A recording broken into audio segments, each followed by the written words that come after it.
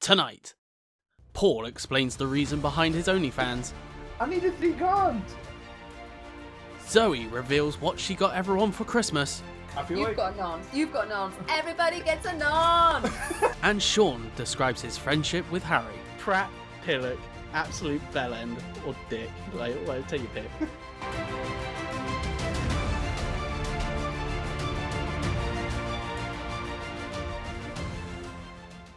Hey, howdy, hey. Welcome to Gamers Watch. We're stuck in a tree for episode 53. I am Shaun, and there is no Harry or Duncan today. And I promise that they are genuinely, they have genuine reasons to be off, and it's not just a mastermind plan from me to get them off so I can rebrand everything to Shaun Watch.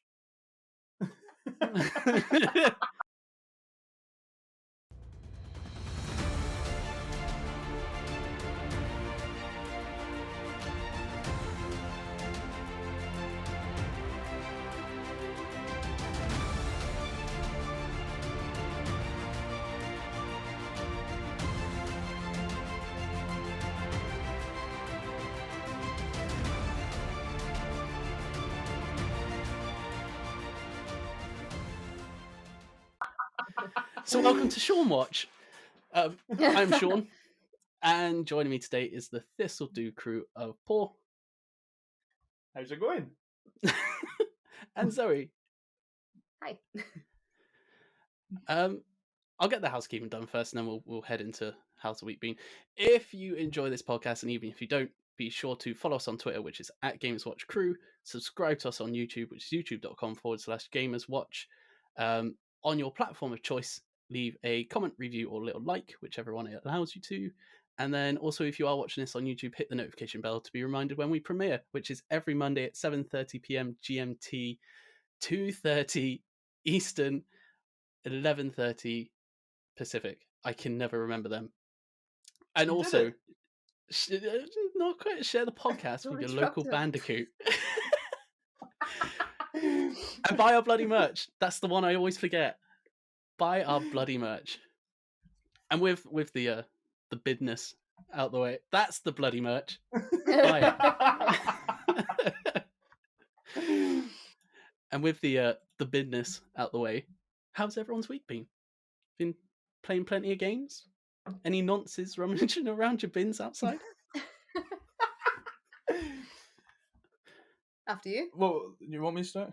Yeah. Are we starting at nonsense at the bins or games? Whatever's most important to you. Has there genuinely been nonsense rummaging around your bins? Nah, there was some weird guy that came up to my back fence earlier though and Oh. started trying to pet my dogs. This is the biggest euphemism in the world. He's hanging around my back fence, petting my dogs.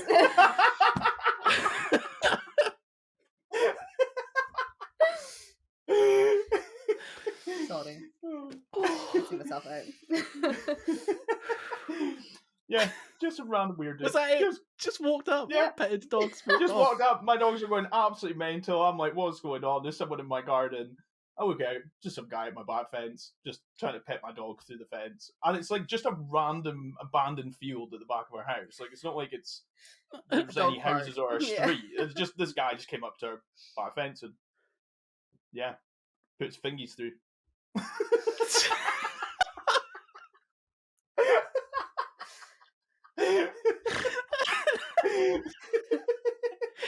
You couldn't even see the rest of him. It was just the fingers. Oh, but yeah, I've been doing good. I've been playing quite a few games. Sorry.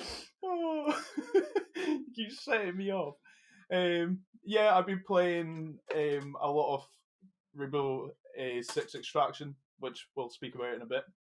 Mhm. But yeah, I started Gears of War 4 again. Started playing that with Scobie1, so I'm enjoying that.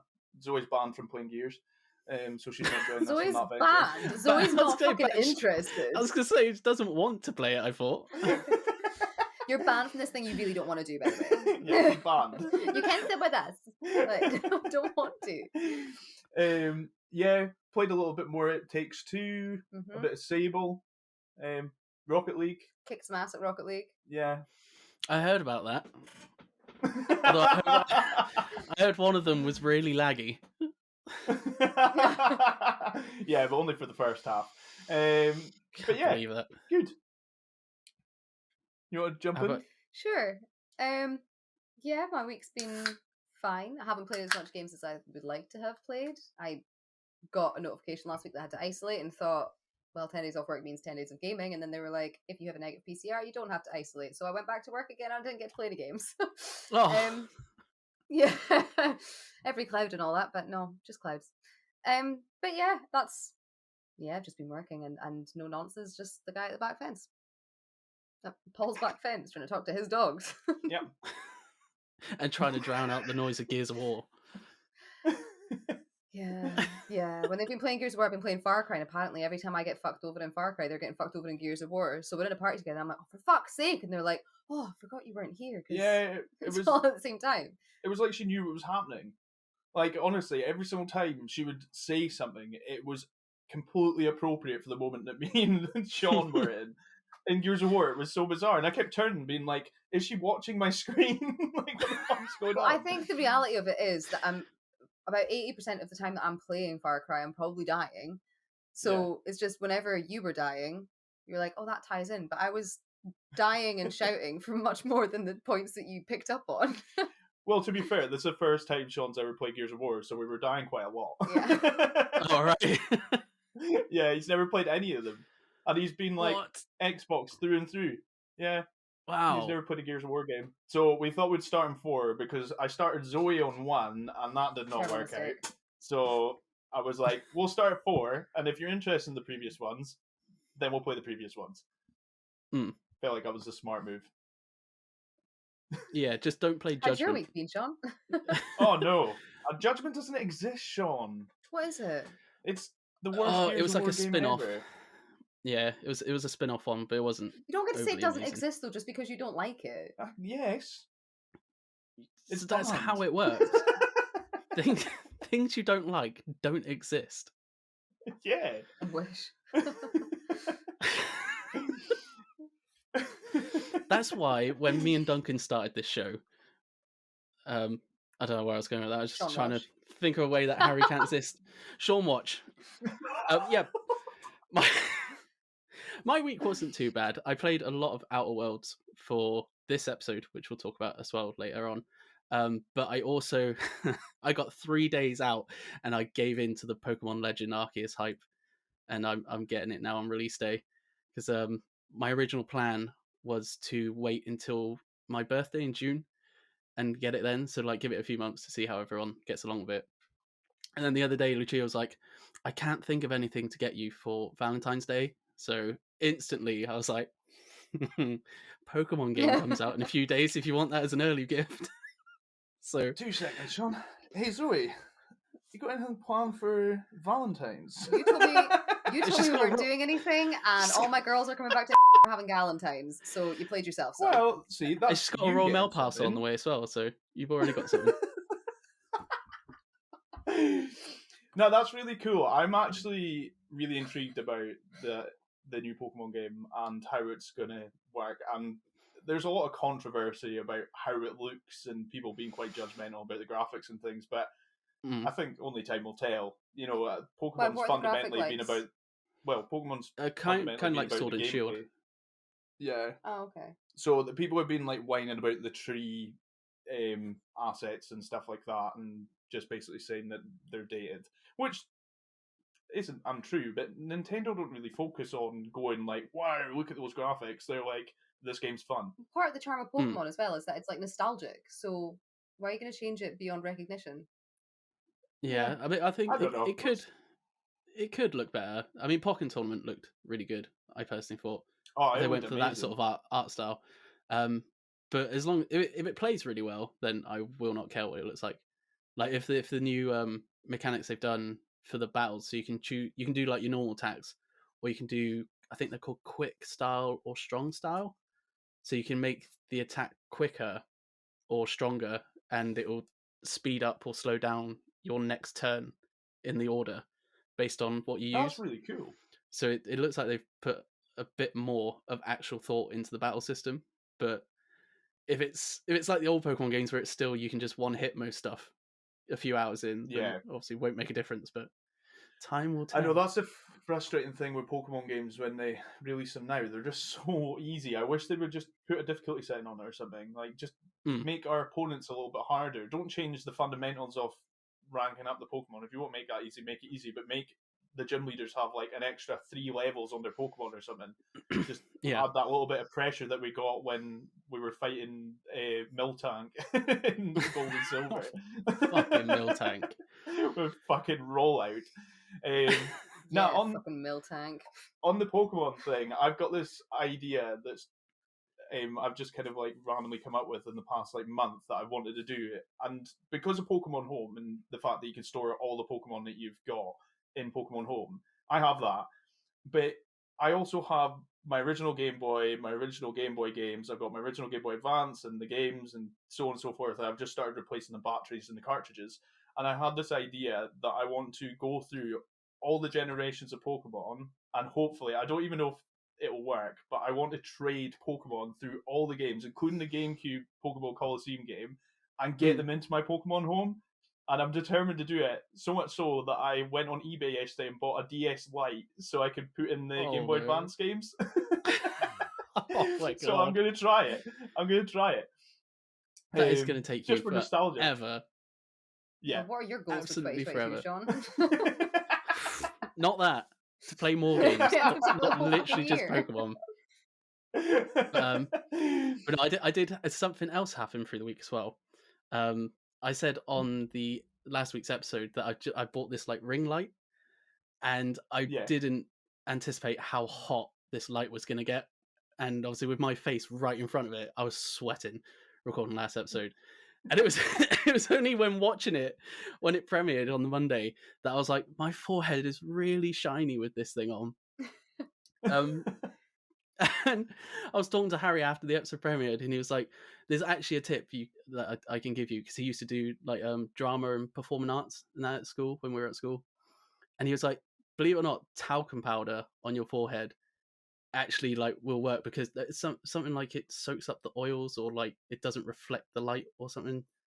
He did give an explanation. Yeah, I was half talcum powder's listening. Talcum powder's not great for your skin. I would opt for a rice setting powder instead. Like, yeah, it's designed more for your face skin, and it won't clog your pores and bring you out in spots. I'll have to get that then. I didn't have that. I've only got talcum powder. It'll be fine. It'll be fine. Just don't like use it too much. Yeah, but yeah. So I was going to put on, but I might have had a little nap before we start recording, because I had Chinese, and I always after Chinese I always get really full and like fall asleep on the sofa. So I had to like rush, come in here, set everything up, and just go straight into recording. So before we get on to news, I'm just going to pop it on.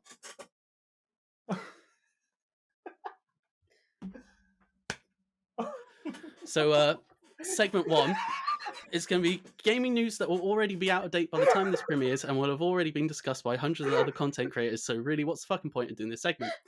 Or, as we like to call it for short, GNTWABOODBTTTPAWHABDBHOOCCSRWTFPODTS. Fuck me, that was a mouthful and a half. So I thought we'd skim through this quickly, because my mouse froze. Skim through this quickly, because we've got actual like proper game stuff to talk about. Halo Infinite will let you earn credits in Season 2's Battle Pass, which is still 3 to 4 months away. So, anyone going to be playing Halo Infinite still by then? There's no way I can talk right now.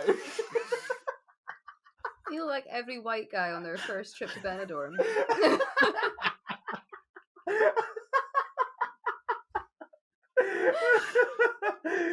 It smells lovely in here now, I just want to say. I mean, it is a look. Can you repeat the question? Was there a question? Yeah, so Halo Infinite letting you earn credits in the Battle Pass in Season 2, but it's still like a quarter of the year away. So are you actually still going to be playing Halo by that point? I'm pretty sure I uninstalled it the other day. Oh. I don't think Zoe was for it. Like, I think as soon as it came out, you were kind of That's not peeved. fair. I really tried. I really wanted to did. like it. I really, really tried. But nah, like fuck off. Nah. Yeah, I think the accessibility of the challenges were a massive, like, Or the lack of accessibility. yeah, that's what I mean. Yeah. Sorry. I think that was a massive barrier for you. Yeah, Yeah. I'd agree. And the thing is that if you go into a game and you're not gaining standard rank and you're faced with these challenges that you're not going to be able to do, then there's no progression for And you. you're brand really. new to the game, so like you don't even have like a nostalgic factor to be like, I'm really interested in doing this. Like, nah, you fucked yourself. Sorry. Nope. But yeah, if I'm honest, I haven't started up Halo in about a week, and I played maybe like 3 or 4 matches that day that I did, and then prior to that, it was like 2 weeks before. It's just kind of died to death for me. I'm just not overly interested. It's the same maps.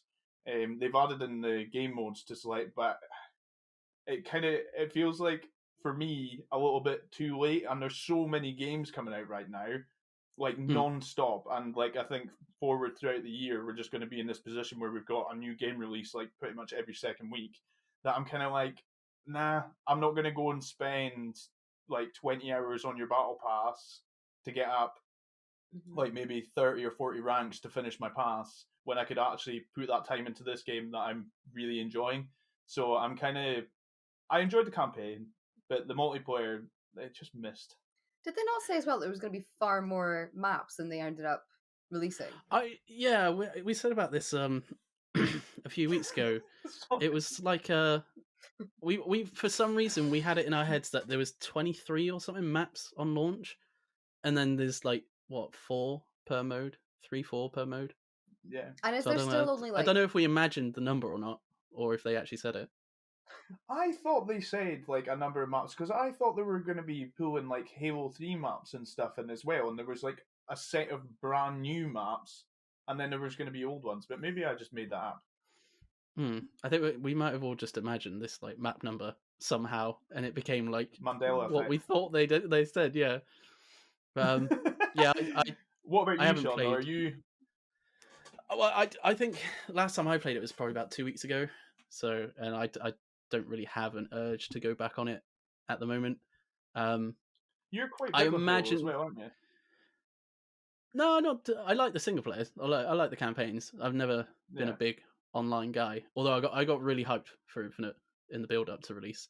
But I imagine when season 2 starts, I'll at least have like a few weeks where I'm sort of back into it, sort of thing. I imagine that's how my time with Halo will go. With each new season, I'll spend like a little while on it and then like drop off again and sort of play other games.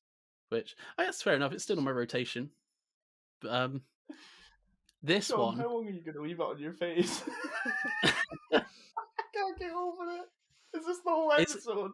Is my forehead at least like not shiny? It's definitely not shiny. It's highlighted. It is a genius. This is working. I might just have to like cover the whole forehead though. There we go. Yeah, so Sea of Thieves apparently has had an update which changed the server sizes from 6 ships to 5 and 24 players down to 16, I think it was. The aim, they said, was to improve server stability, increase ship size variety on servers, and improve matchmaking performance. I read that as basically if you're in a sloop, you're just guaranteed to be against big ships. Yeah, I don't really get why they would do that for more ship variety. I think if someone's in a sloop, like the way I thought they did it before, because every single time I went in a sloop, there was very rarely a galleon. Mm-hmm. So you had like sloops and brigs, which is manageable. If somebody's in a brig and you're in a sloop and they're acting like a dick and chasing you around the map, you can defend yourself. But a sloop versus a galleon can be an absolute nightmare, because if you've got 4 players, 2 of them jump off their galleon onto your ship, and then they've still got 2 people on cannons. Like, they can annihilate you. Don't get me wrong, we've taken out galleons with a sloop, but it's not easy. It's bloody hard. So, yeah, that doesn't make sense to me. I think it should be sloops with brigs, brigs with galleons, but galleons and sloops should really avoid being in the same lobby, because you're just going to get burst. Mm. If And they're good. If they're new, it's- then no. Yeah, and with the player count being 8 players lower, it's. I mean, I haven't played it for a while, so I don't know what other changes there's been to it, but I didn't like often come across new players, like other players, unless I was actively searching for them, sort of thing. So I imagine it's just going to be a bit harder to find other players in other ships with like a lower count per server. I guess it depends on how they're going to do it, because if it's like 16 but and 5 ships, yeah. So if Is it 5 ships max, or is it like, or could you have 8 sloops in a lobby? No, 5 ships max. And 4 Right. 4 max pirates on one ship. Yes. So then if It's- you've I got think- 5 ships, I with think it's 4 basically. I read that it's to ensure that you can only have 2 big ships in a server or Well, something. that's what 'cause I it'd was be- going to say, because if there's 5 galleons that are full with 4 pirates per galleon, then that's 20 players on the server. Sorry, I'm looking at the Discord in the corner. That's 20 players to the server, and that then goes over what they're saying. So there's got to be at least one other ship type. It can't just be a bunch of galleons. It sounds to me like, because the map's broken up into 5 segments, is that right, including Devil's Roar? Or is it 4? It's been that long since I played it. It's 4 or 5. Yeah, so basically you got a ship per segment of the map. That's basically what they've done. So the likelihood is that, say everybody spawned into the server all at once, you would all spawn at outpost in one of those segments, and then the only way that you would come across each other is if you go into each other's. So you've almost got like territories there. Oh, that would be a cool idea. Defend your territory. Build your base and defend it. Yeah, that would be fun. But did they not say there were? Was there not rumors about them doing base building and stuff like that anyway? Yeah, there was word about it, but I don't know. Again, because I haven't played it for a while, I haven't really properly looked into it, so I don't know if it was like just sort of a fan rumor, like someone mentioned it and everyone was like, "Do you need to implement that?" Or if it was like hinted at, sort of thing, as a future piece of content. But yeah, I don't know. Anyway, yeah, I need to get back on Sea Thieves. Yes, it's gonna happen. Every time we sit down at the setups, I'm like, can we play Sea of Thieves? Can we play Sea of Thieves? Paul's like, no, it's too late at night. We'll be here till 4. It's true though. You can't play an hour of Sea of Thieves. It's just impossible. You have to play like 4 hours straight. Yeah, it takes a bloody hour to set up the first like quest you want to do. Yeah, exactly. Yeah, you got to be in it for the long haul. It's 3 regions. It's the Shores of Plenty, the Wilds, and the Ancient Isles. And Devil's Roar. Devil's Roar, I'm pretty sure, is included in this. No. Yeah. Sure. Yeah, here. No, I disagree with this. I'm looking at the fucking map. That's massive. Facts don't care about your feelings, bro. Anywho. Blizzard, this literally came out about an hour before recording. Blizzard are working on a new IP. It didn't take them as long this time between Overwatch. What was the other thing they made before Overwatch? I can't remember. That's how fucking long it was. Working on new IP. It is a new survival game though, which again, like Alan Wake 2, instantly makes me go, oh. And it's set in a new universe. I fucking hate survival games. I have to survive in real life. I have to eat to stay alive. I have to sleep. I have to drink water. I have to avoid radiation. I don't want to have to do that in a fucking virtual world. Yeah, I think there's 2 types of survival games really. There's the like proper hardcore survival where it is like that. You have to eat, drink, sleep. That I just can't. It's just boring to me. And then there's like the sort of survival light, where there'll be like a few mechanics. So like there'll be like injury mechanics sort of thing. So you have to heal yourself in certain areas, and those ones I can deal with because it's just a quick like open menu heal, get on with the actual game itself. So if it's survival like light, I'll enjoy it. It's kind of like the Fallout 4 mechanic versus the Fallout 76 mechanic. Like Fallout 76, I can't stand the fact that you have to eat and drink. Right, it winds me right up. I'm like, no, I can't be arsed setting up a base to purify water so my character can survive. I just want to play the bloody game. Whereas in Fallout 4 and the previous entries, obviously, you just heal yourself, or you get a stim pack, or whatever. Like, I much prefer that system. I'm happy to use health packs and things like that, and certain items to heal myself. But you see, as soon as they're like, "Oh, you have to drink, eat, and build a fire to keep warm," I'm like, no. Yeah, see, even Grounded, I was like, this is like a cute wee game. Just a cute wee cartoon people, little kids getting lost in their giant garden. Cute. And then I was like, oh, for fuck's sake, I've got to chase down a bit of water as it rolls down a hill. Fuck this shit. And then you can kill this bug, but then you've got to choose to either make slippers out of it so you can run faster, or you can cook it and eat it. No. It's a no for me.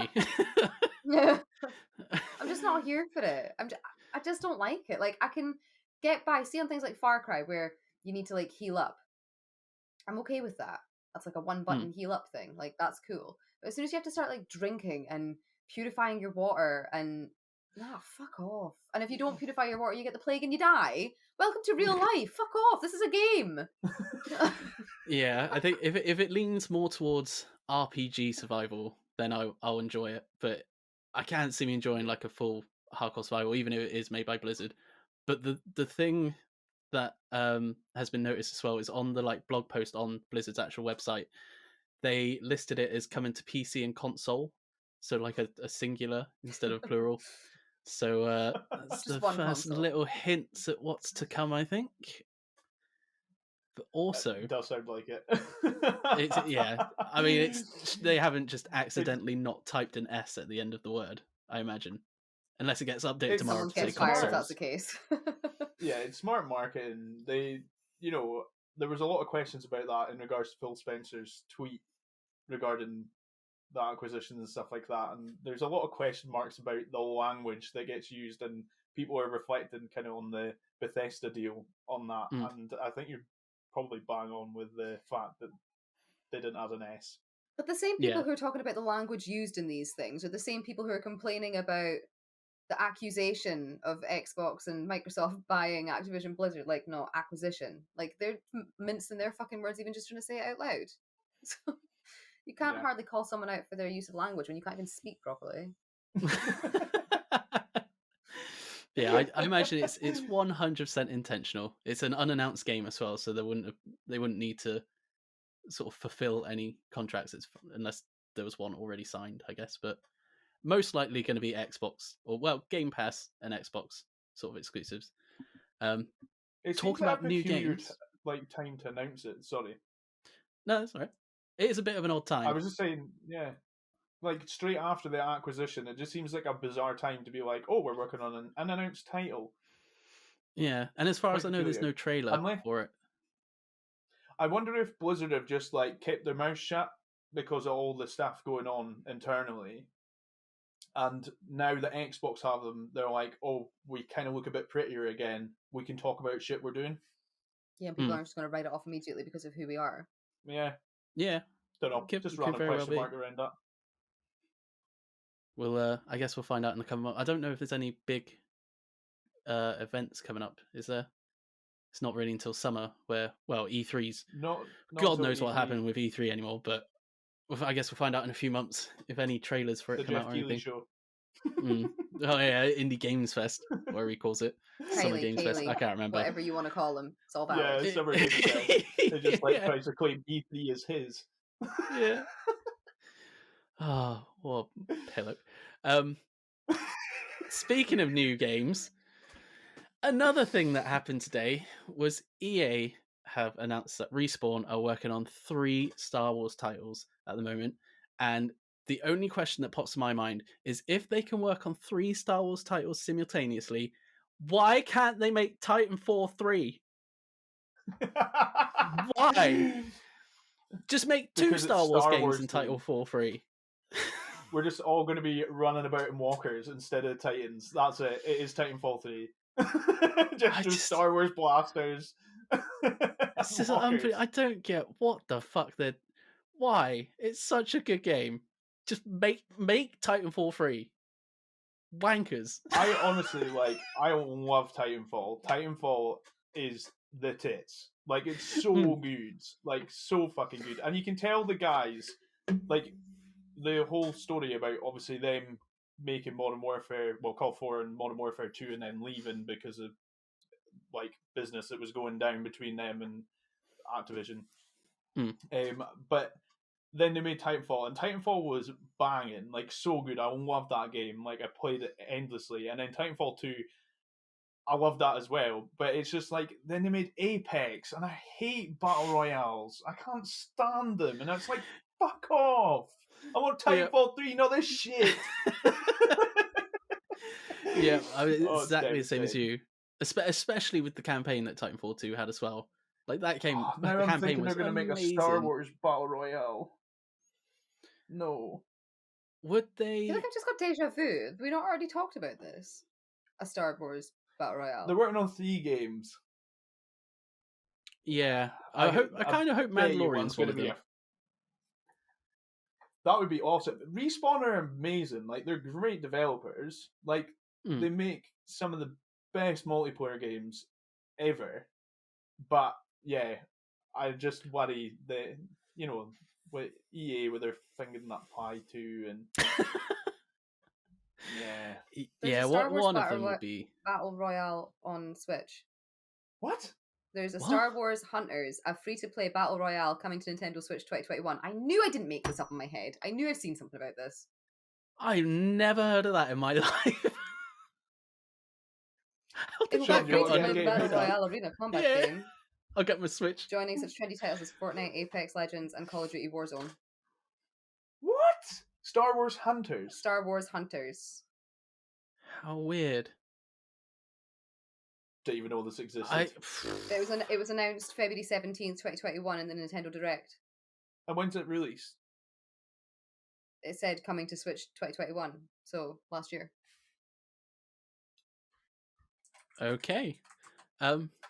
While you search that, I'll read. I'll read out the next one.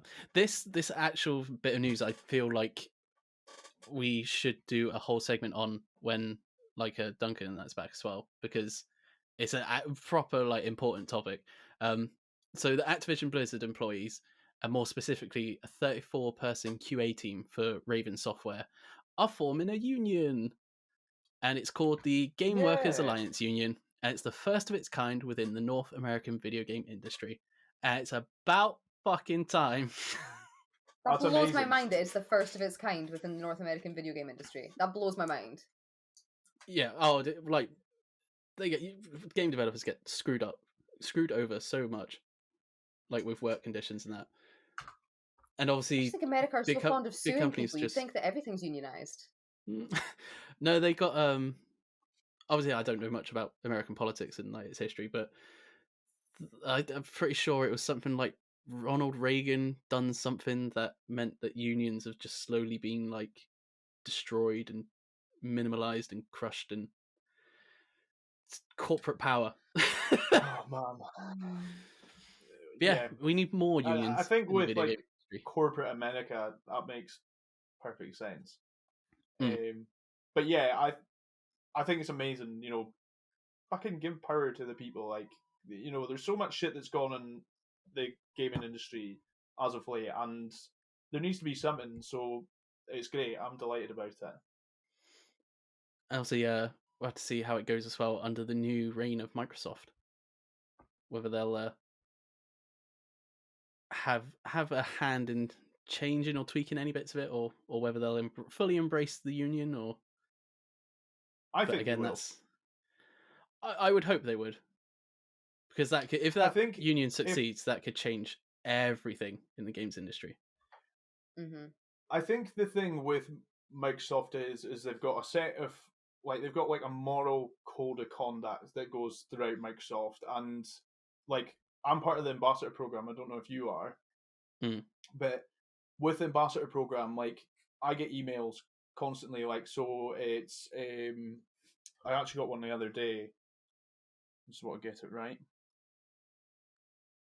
Oh, for God's sakes! Are you going to be able to find it this time? Yeah, the toaster picture. Yeah. But yeah, celebrating Women's History Month, and they do it for Black History and Asian heritage and things like that, and they scream out these moral things Like, they scream about equal rights and, just being a decent cunt. and yeah, so I think if they take Activision on and don't sort out these issues and don't support things like that, then they're just basically saying we actually don't give a shit about these things we keep talking about, which I don't think is true, because I think that Xbox and Microsoft in general have made really massive steps in regards to industry and inclusivity. So I think a union being part of that and having a voice that's not just the Xbox forums, then that's important, and I think they will support it. Because they are pretty good at going with what the players want and things like that. They do seem to listen to the community, and I think the community will very much vouch that this is a good idea, and they'll go with that because of that. Yeah, well, I think. like I say, hopefully they will, and if they do, it should hopefully again lead to better conditions for everyone in the games industry when they're working. And that was the last bit of news. So, and that actually went on for 37 minutes apparently. Oh, this is going to be long. The past few weeks me and Duncan have been like, we'll try and keep them to like an hour runtime and see how the like more compact format goes. I wrote the script and it's got 7 segments, which is the longest we've ever done. So, although it's not your fault though. It's not your fault that you created the news segment and then everyone kept fucking releasing information today. Oh, well, two of the segments as well are quite quick later on. I'm not looking at that picture. I've just seen the top half of it, and I'm not scrolling down anymore because I need to get to move to this next segment.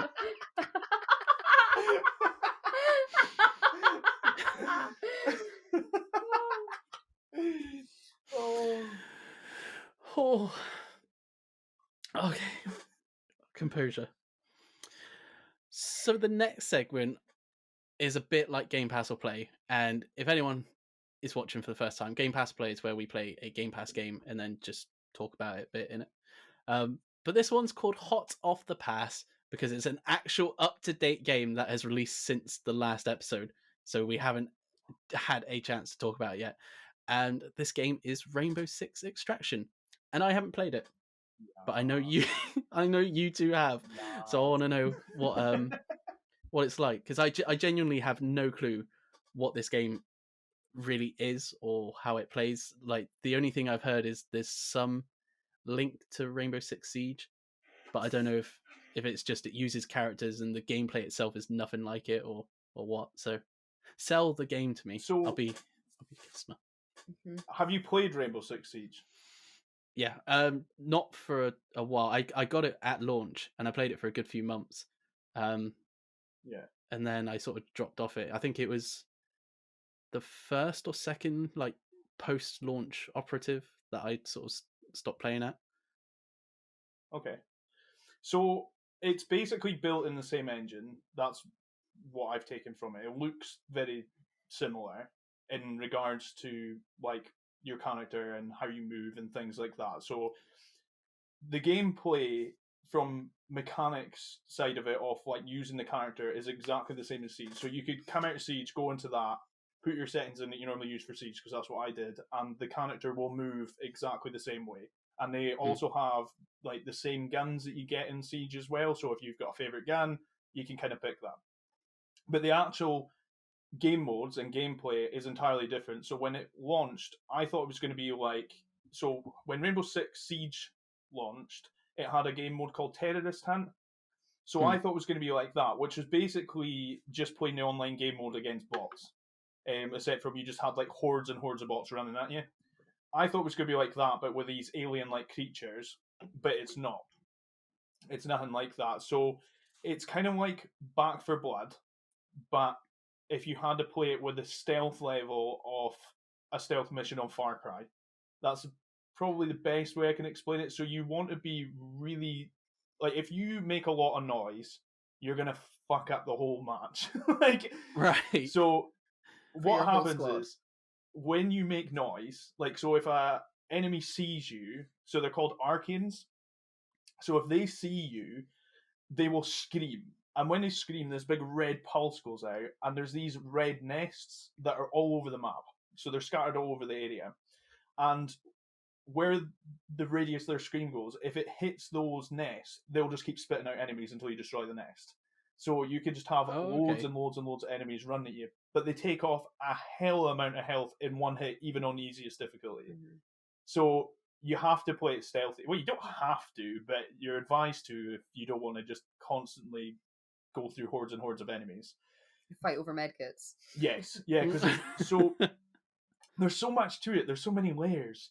The game, when you're playing it, so you start off and you basically pick the area that you're going to drop into. So there's several areas, but they unlock as you rank up your characters. You drop into the area, so the first area is New York, and you have a team of 3, but you can also play it yourself or with 2 other players, so it's up to you, and it scales the level to whatever your team size is, which is really good, because I played a game on my own earlier, and it just scaled back the challenges. So when you drop into the map, there's 3 areas to every single map. So for New York, there's 3 areas that you pick, and within that, you play 3 different sections when you actually drop in. Right. So you're right. Yeah, sorry, I thought you were looking at me. I was like, I'd seen you move, and I was like, so when you go in, you have to complete an objective. So there's an objective to every bit. So similar to Back 4 Blood, when you go in, you get the cards at the start and say there's so many enemies, there's modifiers, and there's also the main objective to achieve. Exactly the same, to be honest, except from you don't pick the cards, but you do get the randomized stuff. So they've very much drawn inspiration from that. But when you complete it, right? So when you complete it, your objective is to complete the objective, extract, and then basically do it over and over and over again as much as you want, and you rank up your operators like Pokemon, effectively. So they all rank up every single time you complete a run. And as they rank up, they gain new abilities or whatever, but it's not a skill tree. You don't pick it. Each operator has a set ability tree that they have that just goes through. But the interesting thing is, and I thought I was going to hate this element of it, is that if you get injured in the game, so your character gets injured, well, first of all, if you die in a round, you basically get this yellow foam that covers your character, and then the next time you go in, you can't use that character. You have to go and save that character from the Archeans, the parasites, which is quite a cool little idea. So it almost makes it That's only if one of your squad members doesn't rescue you in the same mission. Yeah, so your squad mates can actually rescue you as well if they survive. But the other thing is that if you take damage to your standard health, because there's extra health you can get, but we won't go into that. But if you take damage to your health and then you extract, so say I've got 50% health left when I extract, my character will only have 50% health the next time I go into a game, if I pick that character. But every single time you extract from the game, you earn health based on the XP that you gain, and it gives it to all the characters in your roster. So then you have to you're forced to use different characters. So you can't just exploit the same character over and over and over again. You can exploit the same 4. Yes, exactly, yeah. So it forces you to play differently, which is really good, because when it's myself, Zoe, and Scooby-1, we pick characters that benefit each other. So we'll be like, all right, you go that character, I'll go this character, and so on and so forth. So then we can kind of support each other in the mission, because it's quite hard. Even on the lowest difficulty, it's quite hard. But yeah, it's a really interesting take on that kind of horde survival style game. It's really different, but also similar in a good way, not like copycat. Yeah, it sounds like it takes a sort of a bit from multiple different co-op shooter games and sort of melds them into its own thing. Mm-hmm. Yeah, it feels like it's almost like a cross between Back 4 Blood. That's the second shake of the head I've seen. What? Do you disagree with me? It's nothing like Back 4 Blood. It's so much better. It is so much better than Back 4 Blood. You need to stop comparing it to Back 4 Blood, because it's not that great. It's fine. Don't you start bad words about Back 4 Blood now. It's fine. Back 4 Blood is okay, but it's not Extraction. The really cool thing about Extraction, if you're a Rainbow Six Siege fan, is that it gives a bit of character development on the characters that you've been playing using like for years. So it doesn't have every single Rainbow Six Siege character, but it has the main. It's just launched. It might get that. Yeah, they'll probably gain them over time, but right now it's got like a few of them. But it gives you like a little bit of like the cinematic scenes in between are brilliant, and it's like these really nice looking CGI kind of like cinematics of the characters interacting with each other and how they're going to respond to this parasite that's taken over certain areas. Is it just America?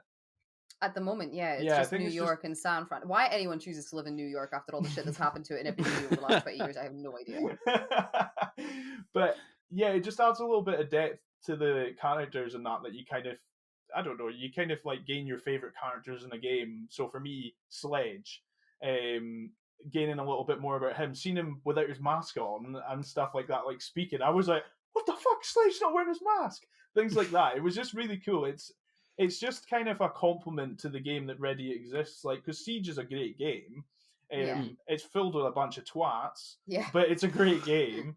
And it just kind of, they've done that kind of like strategy, hardcore shooter, but in a zombie survival-esque kind of game. And they've done it really well. They've done it very similar to how they've done Siege in regards to like Siege versus Call of Duty, for example. You can't just run about and jump around corners in Siege like you do in Call of Duty. Instead, you go like this around corners constantly.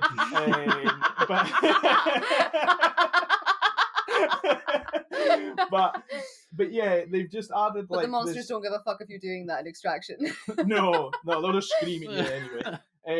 But yeah, there's different enemy types and things like that you get throughout. If you go into a higher difficulty setting, there is like different missions within the run, so it is kind of like doing like a run in Back for Blood. Sorry, Zoe, but but yeah, there's like different objectives that you get, and there's one that's really cool that is going through a portal. So you go through this portal and you have to fight basically one of the Rainbow Six operators, but they are an Archean and have like some crazy ass ability, crazy ass health, and you've just got to fight this boss and grind and grind. It almost reminds me of like a lighter version of what are they called in Destiny? You know those runs that you have to do. It's not trials. What are they called again? Like the mini raids. I can't remember what they're called. Yes, is it like made the me mini think raids. of Outriders. Yeah, it was like that. Did you like Outriders? It made me think of Outriders and like Starts the big with guys an S, in Outriders. That's really bugging me now. Strikes. Yep. Yeah, it's like a strike. So they're kind of like set out like that, where you've got kind of 3 objectives, 3 areas, and you pass through the area, and you've just got to kind of go. But you can extract at any point, and then you get an XP bit at the end, and you'll never guess what, right? You actually earn in-game rank and cosmetics. What? Fuck Amazing, me. right? I know. It's never going to catch on. Groundbreaking. I know. 2022, it finally got here. What a world we're living in. You do actually get a lot of cosmetics and stuff, though. Yeah. Like, I've gotten a bunch. I did buy one thing for Sledge, because, as I said, I love Sledge. We love the Scottish representation. And it was on Game Pass, and I was like, I was going to buy this anyway, so I'll just put my money into coin. Yeah. So I bought myself an outfit for Sledge, but I didn't need to. There was loads and loads and loads of stuff there. So yeah, anybody that's played Rainbow Six before, go for it. Anybody new to it, give it a try. Just be stealthy as hell. Listen to the bloody tutorial, because if you run in with a shotgun and just go mental, you're going to die, and you're going to hate it. And if you hate Back for Blood, don't write off Extraction just because Paul's compared it. They're nothing like. No, I actually think Extraction's better. I much prefer Extraction to Back for Blood. You So also don't have to go on a run for like 2 hours. You can just each round's go like in 10, and 12 minutes or something. Yeah, you got like 10 minutes a round. Like, it's really not that And there's much. 3 rounds per match, and if you finish one round and you're like, I gotta go, or I haven't got enough time, or I'm just fucking sick of this, you can just extract, and you still get your XP for that first third that you've done. Yeah. So it's good. It's a really good game. I was just gonna say, so it's basically like a game in the Rainbow Six Siege universe, but it's more of like a sideways spin-off than a forward sequel sort of thing. Yes, yeah. It's not a sequel at all. It's totally a spin-off. And it's a really cool spin-off. Like it's very unique. And I thought it was going to be shit. If I'm absolutely honest. I love Siege, but I thought it was just going to be crap. Because the AI in Terrorist Hunt and Rainbow Six Siege was awful. It wasn't fun. Terrorist Hunt was not fun. It was really boring. And you could do that with a full team as well, and it was just trash. But this, it's brilliant. Did they change the name of Terrorist Hunt? They just added it into training for some reason, so they don't even label it on the actual game. You have to go looking for it now if you ever want to do it. That's how bad it was. All right. So you'd definitely give it a play then. 100%. 100% pass. Yeah, go for pass, it. No, 100% play. I'm like 100% pass. Yeah, totally pass. Go play Back 4 Blood instead. So much better. Fair enough. Well, I actually am tempted to download that now, because also one thing I didn't realize until literally a couple of days before release was that it wasn't PvP. Because I think in my head I just automatically assigned Rainbow Six that's similar to Siege. I was like PvP. Yeah. But knowing that it's one PvE thing I was now, really happy about as well, there's no friendly fire. Brilliant. Oh, even better. Which is really good. So if somebody makes a mistake, it doesn't actually matter. Your operator just shouts about it. There's a feature as well where if you walk past these like yellow spores or yellow shit as we call it. We call it yellow shit. It like clings to you and sticks to you, and then it'll stay on you for like a short period of time, and then it'll blow up and excrete this like gas that will take your health down, and you've got to like, run out of this. Yeah, you've got to run out of this like cloud of gas. But if you've got your squad member near you, it's like these like yellow sticky balls hanging from you, and they can just shoot them off, and then you don't get any damage at all. So there's been a few times where I've just like opened LMG fire on Paul to get rid of all the sticky balls, and thankfully there's no friendly fire, or he would be dead. Yeah. We played it with our friendly neighborhood Jordan, and he didn't actually like it at first because he played it with one of his mates who was impatient and ran in with a shotgun and just went mental. And then he played it with us, and he must have liked it because he asked me again today if I wanted to play some, and I had to tell him no because I'm here. Get your own friends, Jordan. No, Jordan. Yeah, Jordan. The squads are only 3 people as well. The squads are only 3 people, and if you've got anything less than that, then the levels will change to suit the number that you've got, so you're not constantly going in on like a 3-man hunt if there's only 1 or 2 of you. I'm definitely going to have to get that downloaded then. You can come have a shot with us. I will. I'll have to try it within the next 2 days, because once I get my hands on Pokemon, I won't be playing anything else for at least 2 weeks. So I will find time either tomorrow or the next day. I'll download it like literally after we finish recording, and I'll jump on for a little while. But we've now got the second ever. Oh, hang on a minute. I got a bold patch. Is that better? Oh my god! Oh, it's not sticking. The second ever sweat Nonce all the Watch. powder? I think I did. It's now in my eye. Sorry, Didn't say you weren't warned. I love That's how right. you're giving him tips about using a rice powder, and like you took him so seriously. It's far better for your skin. There is information available that links talcum powder to carcinogenic fumes. So just Lovely. So when I keel over dead next week. Yeah, we'll know why. Cool.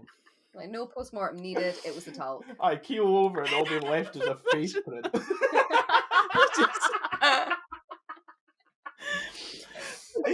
In Torbay Hospital, about to open me up for the post-mortem, so just burst through the door like, don't need talcum powder. No need, boys. It's the talc. I got this. If you keel over, there'll be like a crime scene silhouette of you, but there'll be no tape. It'll just be talc. A Shaun Angel. They'll like bend over and be like, it's got to be cocaine. Talcum powder.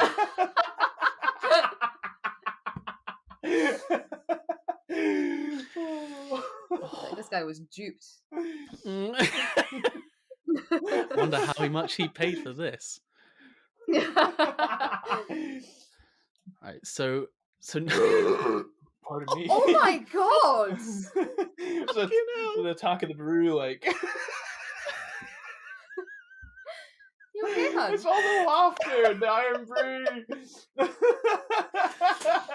Oh. I feel like you could do a bit of talk there. Oh. Apologies. Anyway, it's going up my nose. I could literally, no word of a lie, I don't know if it's caught it on camera, but every time I blink while I'm talking, all I can see is it's basically snowing just in front of my eyes.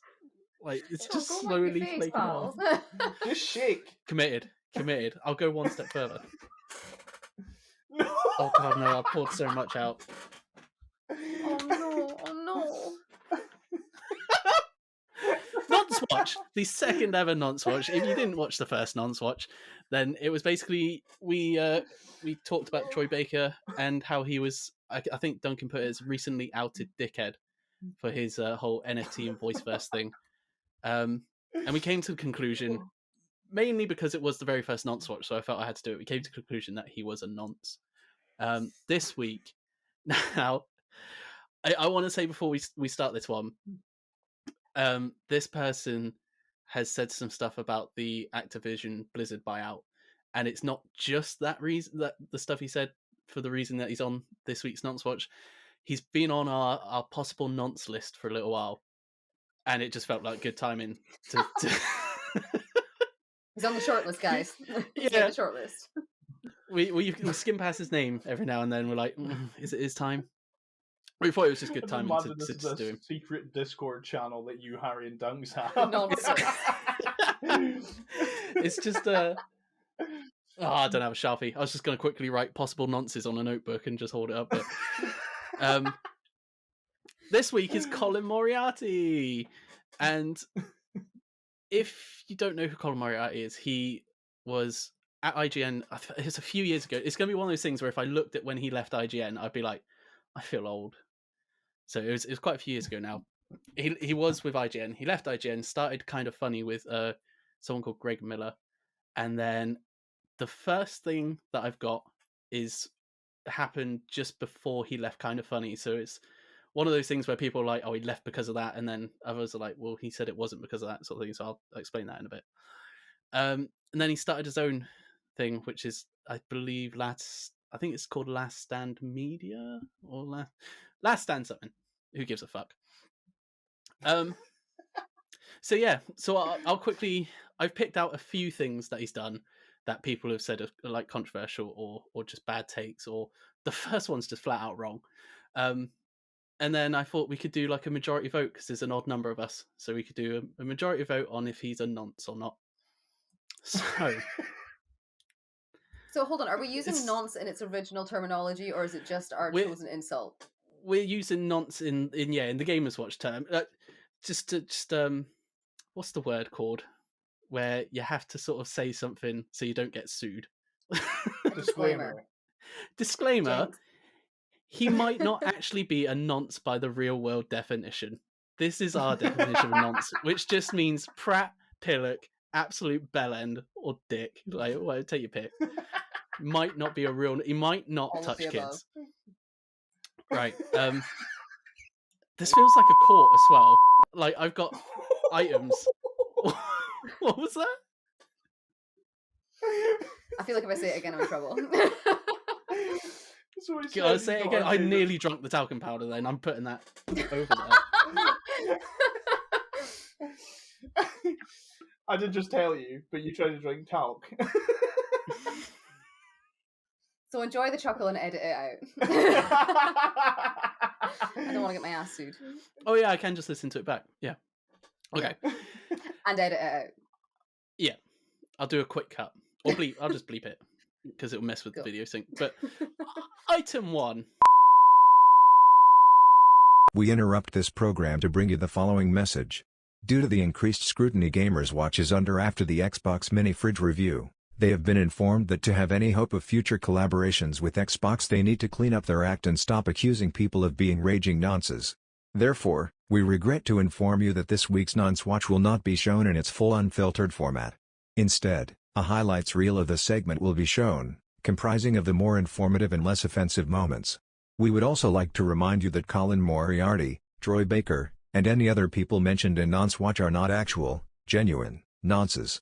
They have never touched kids and they do not hang around in parks. The term nonce is instead used to describe someone who has been a bit of a prat, tried to take advantage of or manipulate the gaming community, or has just had a bad take. Again, people featured on Nonce Watch do not diddle kids. Thank you, and enjoy the rest of the show. He done I'd the like usual to make my like. vote, please. Kind of noncy. My face actually hurts from all the giggling.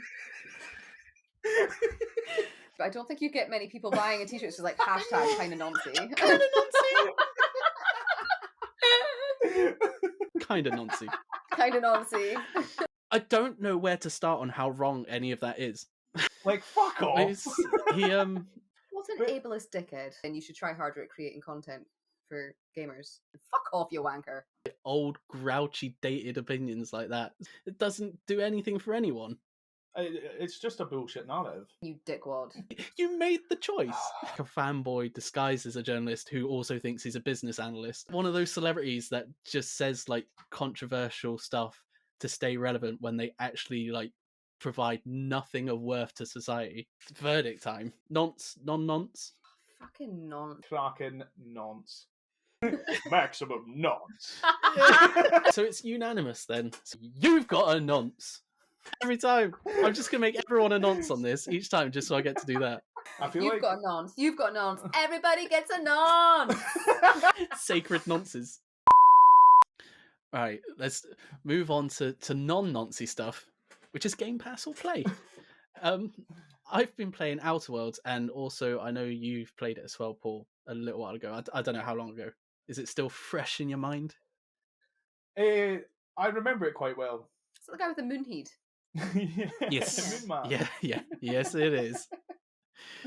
Such a weird mascot, but I love him. I mean, clearly it's memorable. Yeah. I don't want to say So- too much about it. I don't know where you are in the world of. I've finished the main In game. the I've Outer Worlds. I bought I finished the main game. I bought the two expansions, and I've done the first one, the Gorgon one. I've just started the what's it called? Murder on Eridanos or Eridanos or something. I haven't. I've done the main played game and one expansion. because I wasn't sure, and you'll be able to answer this now. Is the expansion separate from the main game? No, there's a point of no return in the main game that I'm sure you remember. Yeah. And you basically, I got up to that point, saved it, done the like rest of the main game, and then went back to that save and went off and done the expansions, or doing the expansions. I was just So curious because I know I want to replay the game if I'm going to do that. Because I want my choices and stuff like that to be relevant. Yeah, if you're replaying the game from the start, just once you get to the point of no return, make sure you keep a save, or like once you get to that point, do the expansions and then like do the end of the game. Yeah, that's probably what I do. But yeah, I thoroughly enjoyed it. It is an Obsidian game. You can tell like it is a very Fallout, Elder Scrollsy sort of RPG. That is what it's like, a sci-fi Fallout, I'd say. That's how I'd describe it. So instead of being like old This sort of Fallout weapons, isn't sci-fi enough. no, but it's like it's I think that I tried reading into the backstory of Outer Worlds, and it's so based on like American history. It's basically an alternate future where there was a certain point in American history, because America is everything apparently in the games industry, where it's something to do with Teddy Roosevelt doesn't do something that he actually done in real life, which means corporations just like go out of control and they basically take over the world. And then there's the colony that the game takes place in, is Halcyon. That's all like corporation run and owned, and that's like the history of the game. But yeah, it's all like futuristic weapons and abilities and that, whereas Fallout's very 50s weapons and nuclear fear. Old-fashioned, yeah. Yeah. So it's basically, it feels exactly like how Fallout plays, but sci-fi. Oh god, punching my mic. It looks Sci-fi. better than Fallout. I thought it Isn't was very Halcyon good. the name of somewhere in Yeah. Borderlands as well? Sorry? Isn't Halcyon the name of somewhere in Borderlands as well? Maybe. Is it a name that's like used several times throughout different games? I don't know. Well, they're two different developers, aren't they? Yeah, I don't know if Because you're Borderlands is thinking of Gearbox. Hyperion. That might be it. I think she's thinking of Hyperion. Yeah, that might be it. Don't like Borderlands much either. I loved Outer Worlds. It is probably one of my favorite Western RPGs. Full stop. Like Mhm. it's just, I love the characters. I love the relationships that you build with the characters. The choices that you've got to make, and this is how much I love it. Right? Is that when we were doing our old YouTube channel, I decided that I was going to make a funny video because I enjoyed Outer Worlds that much that I thought I'm going to make a funny video. I'm going to kill everyone I come across. And I had to stop halfway through because I felt so bad killing all these characters that I just became to love. And I was like, I can't do this anymore. I had to quit. I showed Zoe and I was like, this just isn't funny. It's just evil. I'm like, it's just horrible. I'm just killing everyone. And yeah, because you can. You literally can. Like, that game allows you to do whatever the fuck you want. Like, and I just thought, I'm going to push it to the limit and see if I can complete it. And I couldn't do it. I didn't go quite that evil of a route with my character, I must admit. I went with... That was my second playthrough. I went with my sort of usual, I'd say usual RPG build, which is like a sciencey tech, like get to use the special cool abilities or weapons sort of thing. So I became a scientist so I could use the science weapons, which are absolutely insane in this game. There's a ray gun that shrinks them down to little people, and it does like the whole high. If you like facing marauders, it does like the whole high pitched voice while they're charging at you as well. It just cracks me up every time. There's like a gloop grenade launcher that does electric damage, and if it hits them, they like float up in the air for a couple of seconds and like disables them. But yeah, the science weapons are just absolutely insane in this. But I like how you have to. It doesn't let you level up everything. Like if you try and even out your points across across everything, you won't ever get like bonus options for any of the categories. Like you'll never have enough dialogue skill to do intimidate or persuade sort of thing because you've tried to balance it out. You have to literally focus on a specific role and play that role. So you will inevitably miss out on stuff, but at the same time, you get to experience stuff that other people won't because you're playing that role. But well, funnily enough, I actually don't remember the shrinking gun. Do you not? I think it was the first science weapon I got. That. Shrink ray. I can't remember if I could use the science weapons because I think I went more like charisma and stuff. Like I know it's not charisma in that, but it is in Fallout.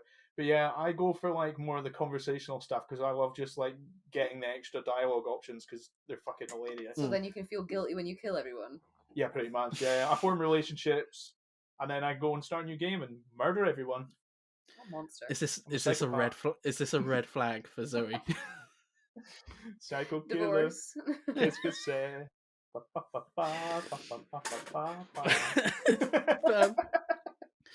One of the things, as well as having to like dedicate to a certain role, it also doesn't force you into having to decide on a role instantly, if that makes sense. So different things are grouped up into subcategories. So you've got like the main categories like dialogue, for example. I can't remember if this is actually it. And under it, it's got like persuade, intimidate, something else.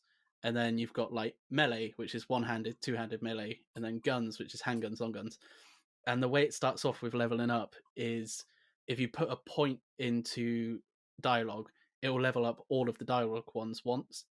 And then once you get to level 50 on all of the sub ones, you then have to spend points on a like single one. So you get all your dialogue up to 50 and then be like, it's fun intimidating people, so I'm just going to level up intimidate from now on because I can't level up all of them at once. So it lets you choose like a broad sort of role to play at first. And then once you get to about halfway through the game, you can start being like, right, I specifically want to play this role now. I've played it enough that I know that's what I want to do. Rather than some RPGs where I'll spend about 4 hours on the create a character screen because I'm like, I don't know how I want to play this game. And then about 5 hours into the game, I'll be like, don't want to play it this way. I made the wrong choice. Well, that's quite often the anxiety you get with RPGs. Mm-hmm. It's where you like basically like build my character for me.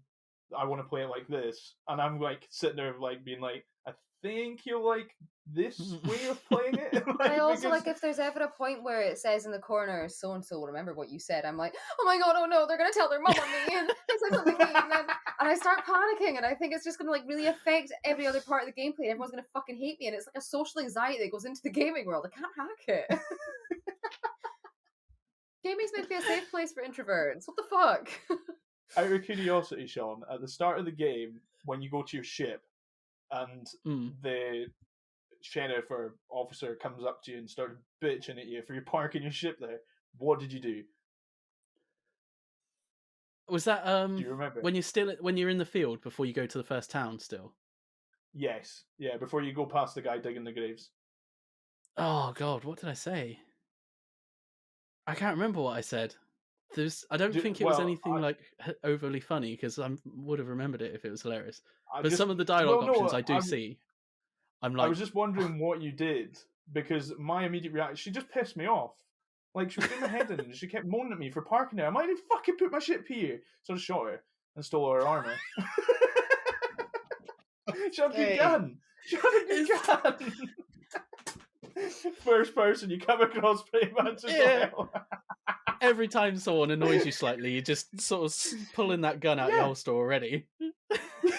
That's exactly how I play those games. If someone's a dick, I'm like, nah. I'm not standing for this. If I had that shrink ray, everybody would have been running about this size. Well, they go back to full size like a couple of seconds after you stop like hitting them, but it does damage them while they're shrunk. But it's just so funny. You'll have this hulking like beast charging towards you, and you'll just hit them with a shrink ray, and all you can hear is this little screech in the bottom of your screen. Just this little person running up to you, trying to like club your toe with their like axe. It's so funny. I love the science. It's like when you get angry.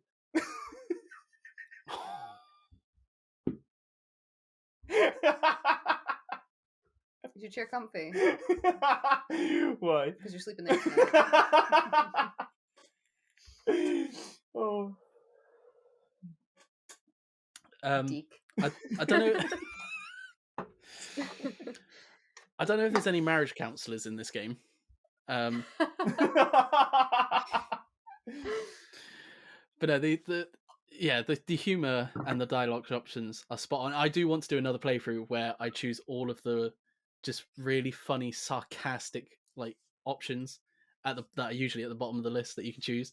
Because I was trying to play like a science guy who sort of persuades people with reason and that into doing what you want them to do. So I didn't really pick any of the overly offensive ones, but I'm definitely doing that next run. It's just for the laughs. You can just shoot everyone as they try to talk to you. Yeah, it's an easy way to get armor at the start of the game. Like, and there's not a mass amount of consequence to shooting that person. There really isn't. Well, there kind of is. You piss off a group of people, but you don't really bump into them for a while, so it's fine. Aren't they part of the first? Anxiety. They run the first town you go to. But you just pull their power, don't you? Oh, and then you killed our sheriff. I'll take you off the grid. Yeah. Yeah, and then you go and loot their town. It's great. Wow. Do you remember in Fallout 3, the Megatown, or Megaton, or whatever the hell it's called, the first kind of main town that you find? When I got to the bit where you had to decide, spoiler alert for anybody who's not played it, you go up and you meet the guy at the top of the hotel, and he's like, "Oh, I want you to blow the nuke up." And he's like, "So you can come up and press this button after you do whatever." So I was like, "Well, that's filled with stuff." So I went round, killed everyone in the town, broke into every single house, looted the whole place, went over, blew it up, it's rubble on the ground, and I'm dressed like the sheriff. Quality.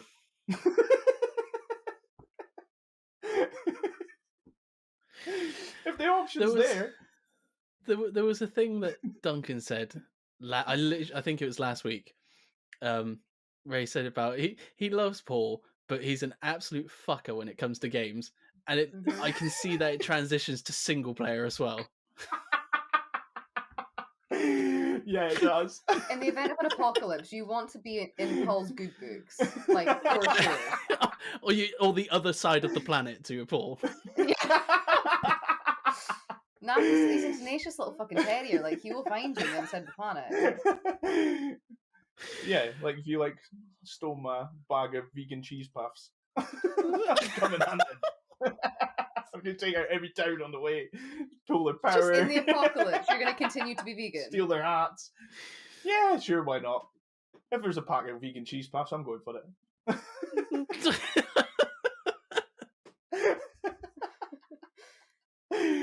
Okay.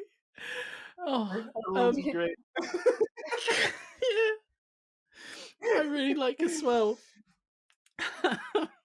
I've got vegan cheese puffs in my head. I really like as well how there isn't any like apart from there was two late on in the game, two side missions that I'd class as filler, but apart from that there wasn't any like filler stuff. Like each mission set up a story, told its story, and then like wrapped up and fucked off. If you managed to get, did you get side missions or did you kill people before they gave you them? No, I did get the side missions. Nah, there was the ones that were specific to your companion when you got them to a certain level as well, wasn't there? That they would like gain trust with you. I'm just remembering this now, and then you would go off and do things. Yeah, because there's the one with one of them and their parents live in the city. And they're total dicks. Yeah, so you can imagine how that went. I stole so much booze out of their house after that. That was the one time, actually, I remember this mission now, the one time where I was a dick, because the whole thing she wanted you to do was to act like a dick, because her parents are like proper posh, high society people. So to see their daughter bring like a slob home obviously would annoy them, and she doesn't like her parents. So I remember coming in, the dialogue option when you first meet them is something like, "Oh, is this real marble? Spit on floor." Like,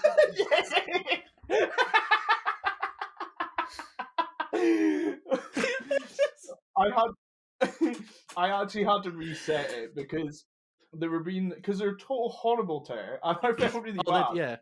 So, did you slaughter them or something? You horrible monster. Yeah, I shot him in the face, but then she gets. This is the thing I didn't get, right? She got really mad at me and didn't want to be my companion anymore. Are you joking? Why don't you understand that? I'm joking. No, I did actually do it, but I had to restart. But yeah, I had a save point beforehand. I think I actually saved, because sometimes we do this in these games, because there's consequences. So I'll save, and then I'll go, well, I'll be like, this person's a dick, I'm going to kill him, but I'm going to save first, so I'll quickly save, and then I'll kill him, and then if the consequence is bad, I'm like, oh, fuck, I'll go back, I'll play ball, and then if it's not bad, then I'll just carry on. So let me get this straight. You shot and killed your companion's parents and was flabbergasted when she no longer wanted to be your companion. No, if that's not a fucking red flag. They were fucking assholes. I was like, these guys are cunts. Jesus, God. You imagine if Bruce Wayne went up to the guy that shot his parents and was like, "Do you want to be the next Robin, by the way?" What happened? Shot and killed her parents. Poor companion. Yeah, but Bruce Wayne's parents weren't dickheads. How do you know that? Because, I don't know, they took him out to the theatre. That just means they're posh. Doesn't mean they're not dickheads. Posh people are dickheads. Legit told you like 4 hours ago that my mum just bought tickets for me and her to go to the theatre in like 3 weeks' time. Does that make my mum a dickhead? If Paul has any weapons in the house, die? you might want to hide them now. Zoe's confused. You said that Bruce's parents were dickheads because they took him to the theatre. No, I said they weren't dickheads, and then evidence to back that up was that they took him to the theatre. Oh, they weren't dickheads. Sorry, Paul, but you kind of slaughtered everyone, so who the fuck knows what your motives are? Oh, God. Anyway. clawing that back to the agenda.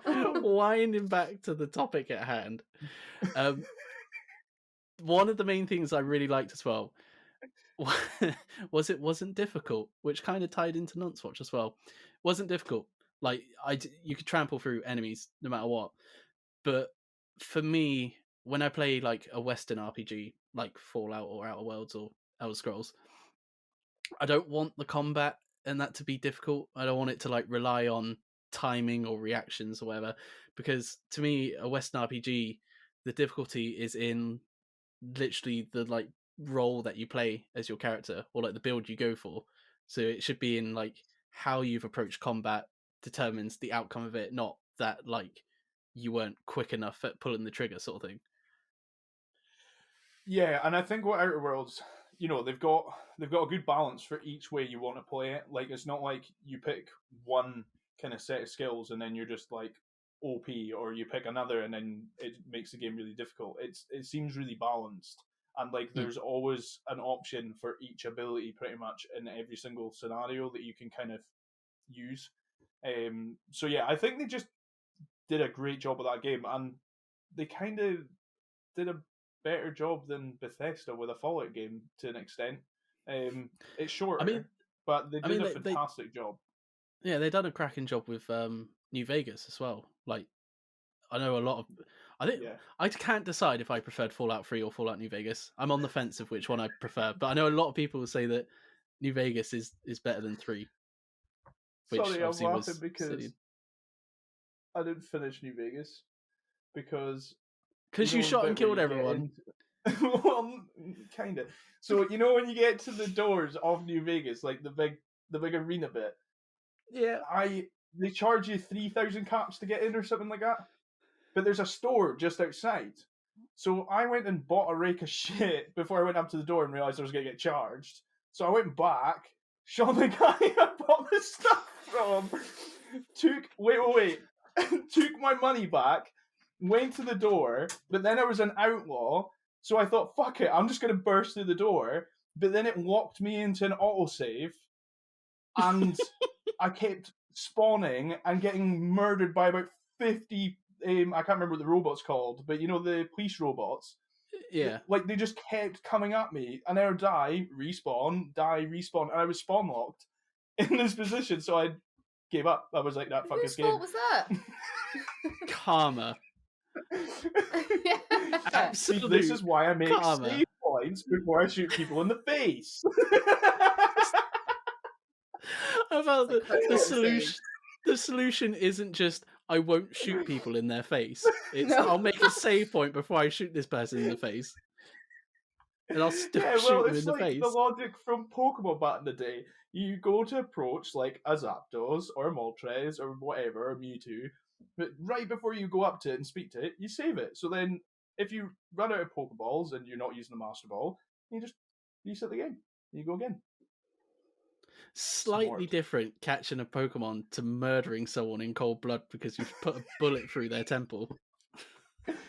I needed 3 grand. I was desperate, and I could be ours going back round the map collecting caps. How hard is it to come by caps? Like, is it quite easy to find caps? No, it would take a while to get 3,000 just wandering about after you've done the side missions. Yeah, it depends if you've wasted them all. Yeah, that's the thing. I've literally spent them all. I wasn't that clued up on Fallout games back then. I'd only played 3, and I wasn't very good at it. Wait, like Fallout 3, or you'd played 3 Fallout games? No, Fallout 3. Haven't played them that much. I've only played 3. Oh, probably should. So if you need caps, people in games. If you need caps, don't cap someone. Is the moral of this story. Back to Outer Worlds. There was actually something you said before we went on to how you've massacred another entire town, which leads on to the next segment, and that was the runtime of it, and that's actually as well as the fuck, what's my words? The like difficulty of it. One of my favorite things is the runtime, And it is literally what am I on now? So I've done the main game and one expansion, and my runtime is about 24 hours now. So it's not long for it's a longish game, but it's not long for like a Western RPG standards. And I love it Yeah. because of that, because I don't have to worry about dedicating like a month to playing this game just to see the end of it. And also in that 24-hour runtime, unless I've accidentally like blocked off a side quest that I without realizing, I've combed every single corner of this game. So that's 24 hours, not just of like rushing through. That is the game is 24 hours, and it just feels so refreshing to be able to play a Western RPG like that in a decent amount of time without having to sacrifice sleep and God knows what else to be able to get to the end of it. Yeah, because I think like Fallout, I think the quickest you can complete Fallout, and that's only if you do main missions in Fallout 4, it's like 45 hours. Which is heavy duty. Yeah, you can go up to like 100 plus hours on Fallout 4 easily. Like easily. It's insane. Because there's like random occurring quests and everything. But yeah, I prefer, like, when I look at a game, the first thing I do is just kill everyone. No, if I'm about to start a new game, I quickly Google like how long the game tends to take to complete, because I very much base what game I'm going to start on how long it's going to take me, because I will not play back-to-back 40-hour games, like 40-hour plus. So I like to play like a 40-hour plus, and then maybe like just like a competitive multiplayer, and then maybe like a 15-hour game, and then I'll go and do that in a rotation. Because like a palate cleanser. Yeah, absolutely. But if I see a game and it's like 20 hours, I'm much more likely to be like, yes, I'll go for that. It's just more manageable. And I am the type of person that will play and play and play and play and play until I get to the end. So I will lose the hours of sleep and things that you're talking about. It's the other thing that I see is like the main plus from a shorter length RPG game is that the whole point of RPGs is you play this like certain role out of an option of many, and you like explore this world and you see how things play out with how you play. And I'd much rather a shorter game length that allows me to do multiple playthroughs then of different roles than a like much larger one where I'm basically only going to get one chance to play like a certain role, and then I'm going to have to play something else sort of thing and put it to the side. Like I've played Skyrim. It's a perfect example. I've completed Skyrim once, like fully on a playthrough, out of like God knows how many hours I've actually played it, because it's just so long. So I'll start another character. I'll get about halfway through and be like, I really want to try this sort of playstyle now. So I'll start another character. So I'll have like 20 different characters I've probably created, and I've only completed it ever with one. Whereas Outer Worlds, I will happily, once I've played Pokemon, I'll happily go back on Outer Worlds and do another playthrough with a different character, like different role, but actually complete it and see how everything pans out with that role. Am I right in saying that Outer Worlds has different endings? Yeah, I think there's three main endings, but I don't know what different scenarios there are for different towns. Yeah, so with alliances. So there's two main endings, I guess, and then a third sub main ending that I saw before I decided I was going to play it, so I ended up spoiling myself in the end. But at the start, when you're creating character, if you take off points of intelligence, so all your like main things start on average, and then you can put some up to like good or above average or whatever, and if you want, you can sacrifice some to take them down to bad to put a point in another thing. If you put your intelligence to bad, it unlocks additional like stupid dialogue, basically, because your guy's just an absolute moron with no intelligence. And if you do that, there's a certain decision at the very end of the game that you get like this no intelligence option, and you pick it, and that changes the ending of the game to the most ridiculous thing. And I don't know whether to say it at some point. I'll say it now if you want, because it's been out for like 3 years, the game now, so it's not spoilers for anyone watching. Go for it. I need to know this. I didn't know this existed. So there's a point at the end of the game where you have to jump your ship, like do a space or whatever they call it, and Yeah. the computer programs the coordinates of how to do the jump, and you can tell the computer that you're going to do it yourself, and she's like, I really wouldn't advise doing that, and you you can continue to ignore her. And if you choose to do it yourself, you jump you jump the ship straight into the sun. just burn up and die. And that's it. No way! That's That it. sounds Game amazing. ends.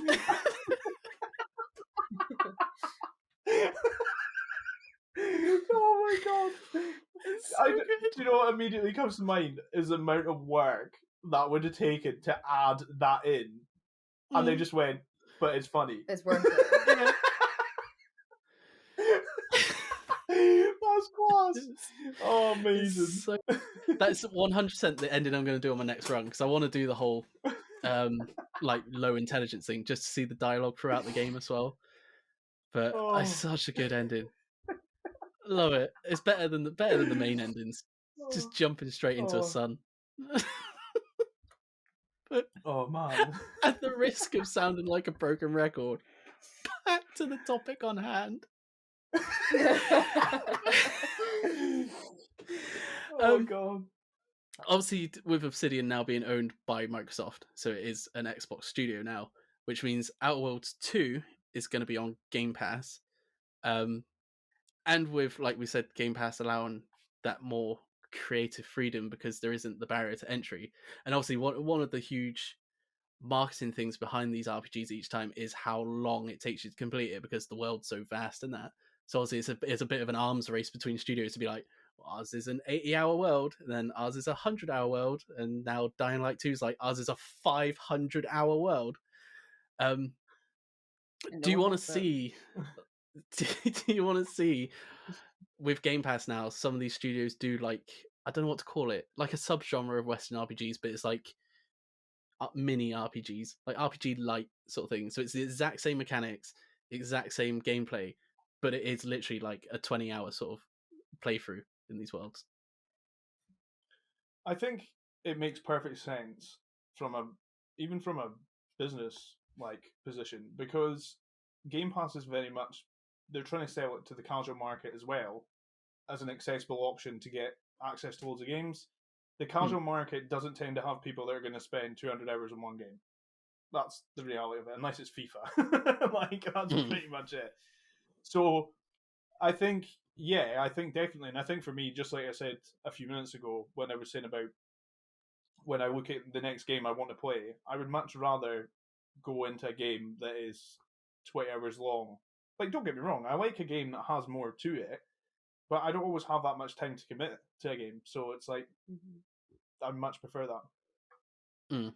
Well, it's the thing with RPGs. Go on.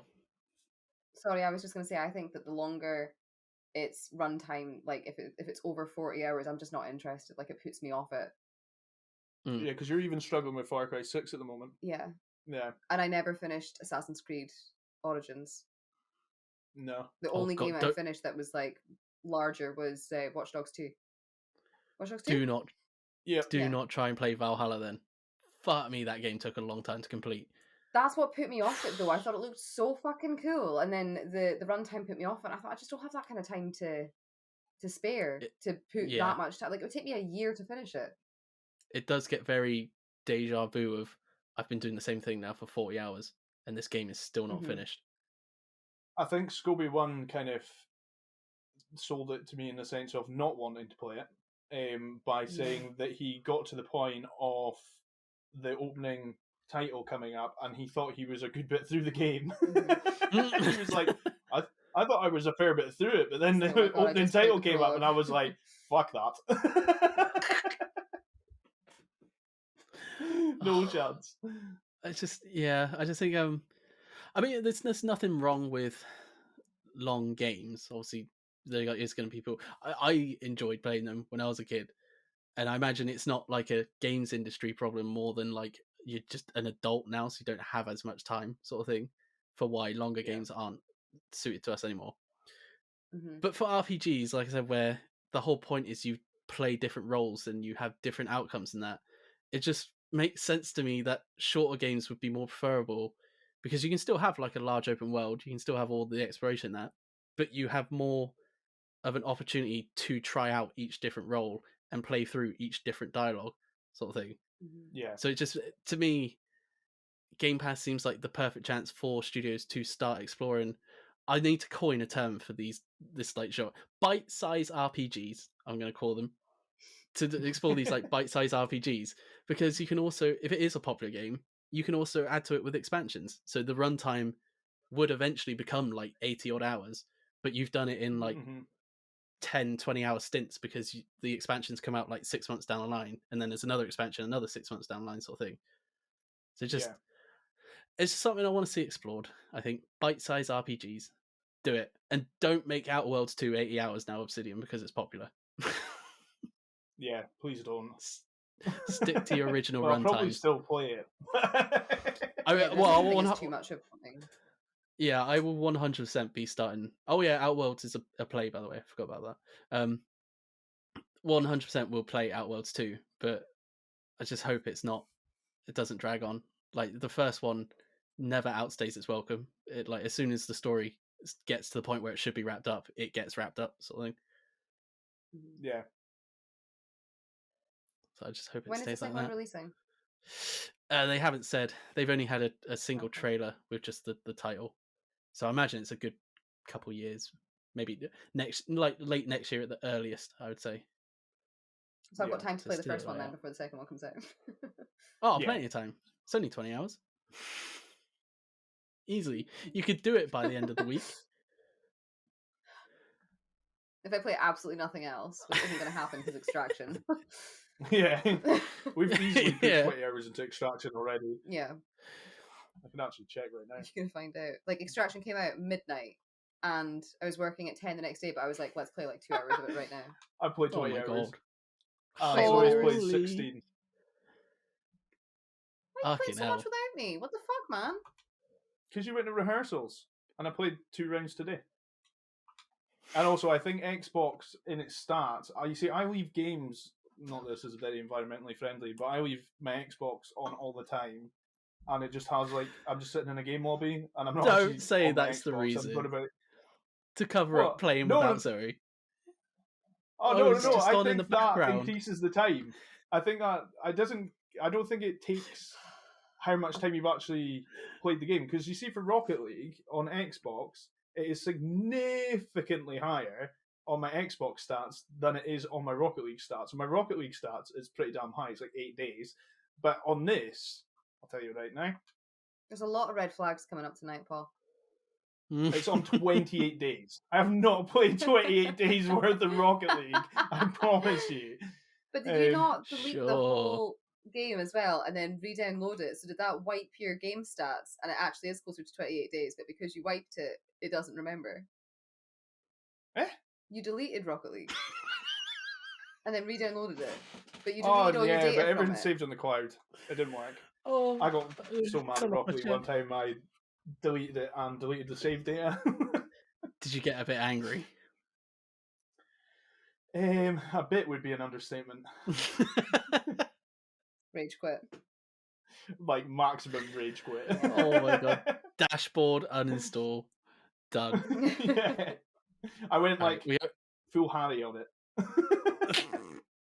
Nah, you played it for more than 30 minutes. Don't worry, you're better than Harry. Oh. Speaking of Harry. Sometimes his quits are warranted. Like the Ascent, when he was like, I'm done with that, I was like, yeah, you may both, babe. Like, Yeah. sometimes it's allowed. Yeah, that's completely justifiable. If the game flat out won't work for you, then you have every right to uninstall it as soon as possible.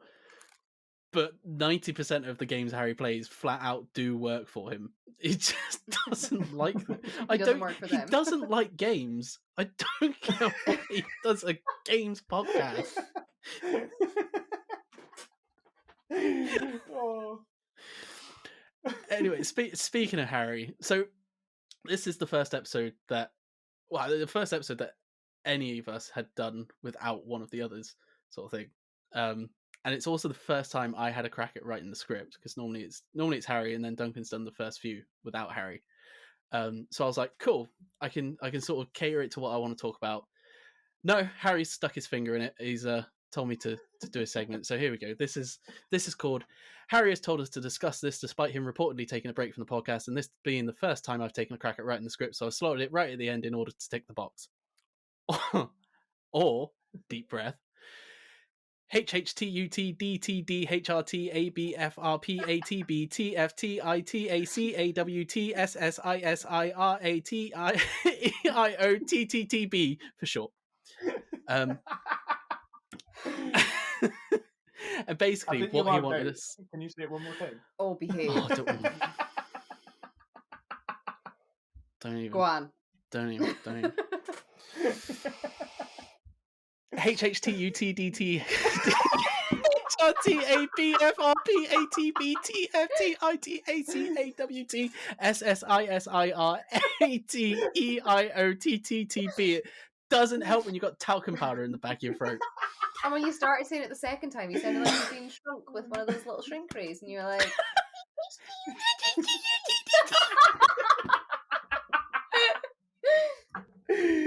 I'm actually sweating. My face hurts. I've laughed so Do you need some much. talc? I've heard talcum powder is a really good thing to help with that. Oh. I would use Thanks, the word Harry. rice powder, but I don't think I'm going to use that much. You know Stop that face, picture, help yourself. that you know that meme picture that goes around on Twitter when someone says something stupid and it's them saying each sentence and it's the guy gradually getting his face painted into a clown. I feel like that. I occasionally get a glance in the corner of my eye of what I look like on this fucking screen. It's ridiculous. I think with your headset on, if I'm looking, like, because you're on the right hand side of my screen and Paul's on the left, so if I'm looking at Paul out the corner of my eye with your headset on and your white face, you've got like a Mickey Mouse vibes.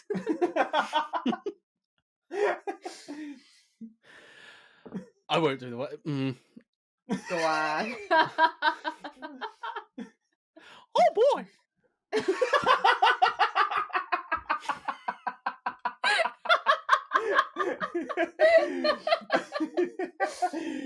God, that's 2 Disney catchphrases you've got away with Harry not being here.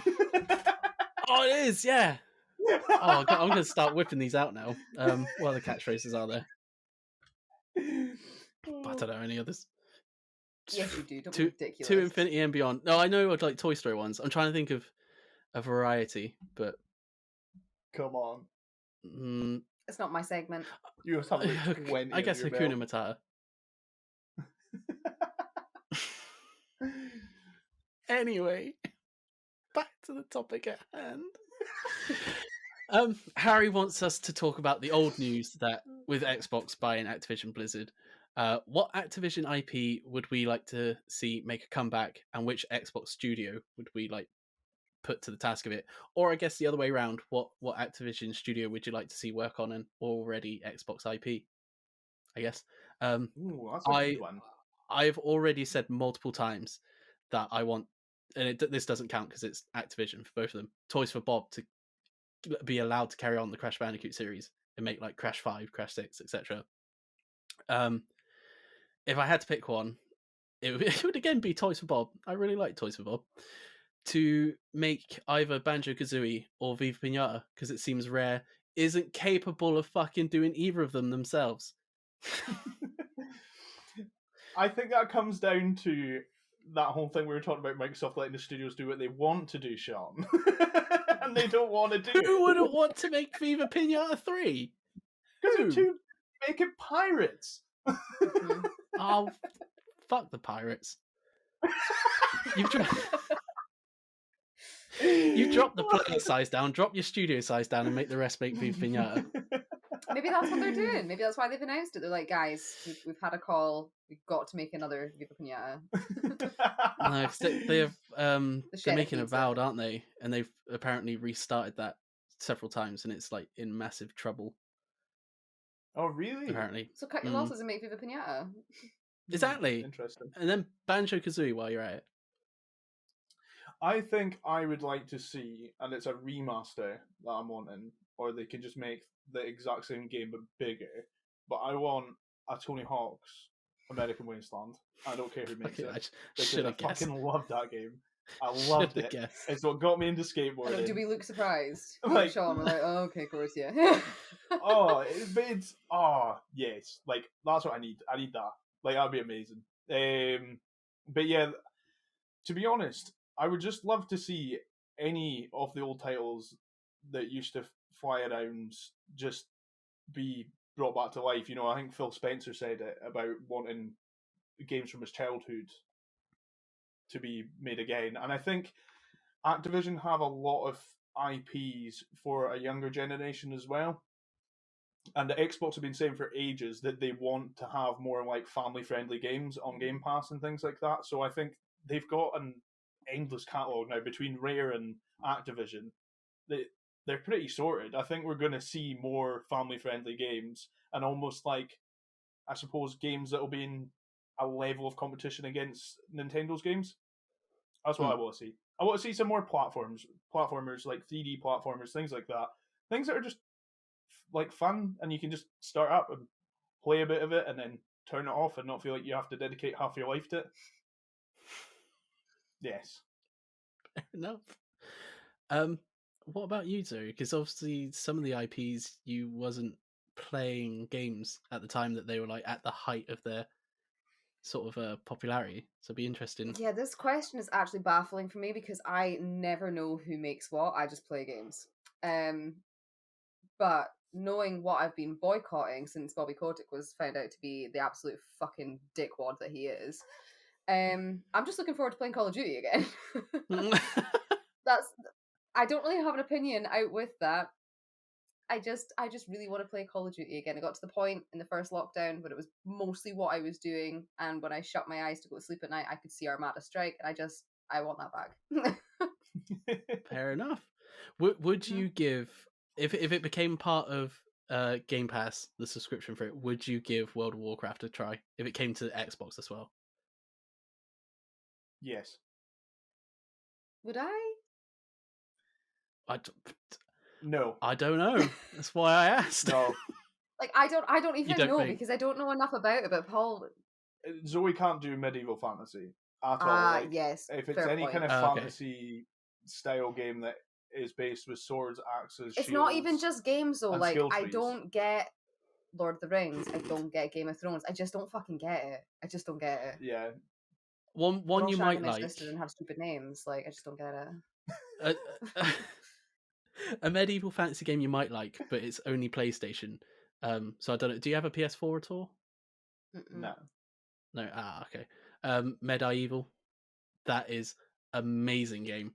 Such a good game. It is basically a platformer, but you probably know the mascot though. He's called Sir Daniel Fortescue, and he's a skull with a missing eye. And it's like a medieval fantasy platformer, but it's got like the whole platformer sense of humor where it's like really stupid, immature humor. I know this. Let me see. Yeah. I know this. How old is this? This came out like 95, 96, I think, the original. They remastered it a few years ago. So it would have been on let me have a quick PlayStation look. 1. It was, yeah, the first two games were on PS1. Yeah. I've played this. 100% I've played this. I recognise this. Very enjoyable. Yeah, so maybe games. we've said it wrong. It's like medieval fantasy RPG games. That's the ones that Zoe doesn't quite like. The ones where you have to spend like 4 hours looking into the mechanics just to be able to understand how to play it. Yeah, Zoe's not interested in like trying to learn a language to play a game. She just wants to play the game. Yeah, like fair even enough. when it's like big shooters, I'm like, Paul, can you just set up my classes for me? Because I don't really give a fuck. Just tell me how far it shoots, how fast it shoots, and what the damage is. Like that's all I need to know. Yeah, Zoe knows what kind of gun she likes in games, and now I know that, so I just set up gun classes and stuff, and I go, you probably like this gun with this attachment, that. Yeah, I'm not really interested in figuring out why things work the way they do. I just want them to work. Fair enough. I did actually put on Twitter asking this question earlier to get other people's opinions, but I've just seen that we're 2 hours 10 minutes into this, so Harry's segment could go right in the bin. Game in 60 seconds. So last week Connor's clue was, it's time for all of us to follow in Dante's fiery footsteps. I wrote the wrong answer. I know what it is. I've just wrote the wrong answer.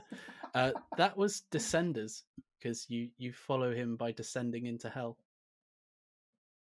Okay. I wrote Never thought Dante's that, glad Inferno. not doing this one. Duncan's clue was "and who," and that is Very Anthem specific. and them. Anthem. I literally And opened who? the Game Pass app Anthem. to look at like what I could give, and then I was like, I wonder if I can make an and them out of Anthem, because it's like one of the first ones there. Beat you to it. A true person. And then my clue was this picture, which I'm just re-uploading so you can see it. Oh, my internet's terrible. There we go. That is mine. Just on past Dunk's face. Is that Greta? I don't think so. It's just a random hiker I found. Yeah. Backpacker with a pony. It is. You look deep in thought there. Tell me. It's a game called One Step from Eden, and it's because she's not far from the Eden Project, which is behind her. One Step from Eden. Very good. Oh, that's clever. And then this week's clues, we actually got a video from Duncan and Harry with their clues. So I'll play those quickly. It's coconut oil that goes into it. Actually, thanks for asking. Yeah, it's a bird and bean. It's good looking. Oh, there's another one there. Hi guys, thanks for joining us this week. And sorry I can't be there. I've fallen out of a window. So my clue from last week was "and who," which of course was "and them anthem." Can't fucking see. And my clue this week is past the Rennie love. It's happening again. Past the Rennie love. It's happening again. And that's I'll see you later. Hi everyone, yeah, it's Harry here for Gamin 60 Seconds. Unfortunately, I couldn't be on the show this week because some dumb twat fell out of their window on top of me. Fucking idiot. Anyway, my clue this week is bloody hell, that dog, doesn't he look like Neil Buchanan? That dog, doesn't he look like Neil Buchanan? And you can cut this bit out, Shaun. That is... yeah, really not great. And then that's that. It's so weird. It's so weird when we've got video to put in post-recording, like having to pretend that it's been played. And I'll say them out loud as well, obviously. So Duncan's was "Past the Rennie love, it's fart noises happening again." Oh, I love the fart noises.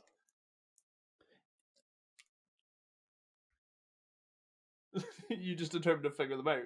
Determined. Just gonna give it a go.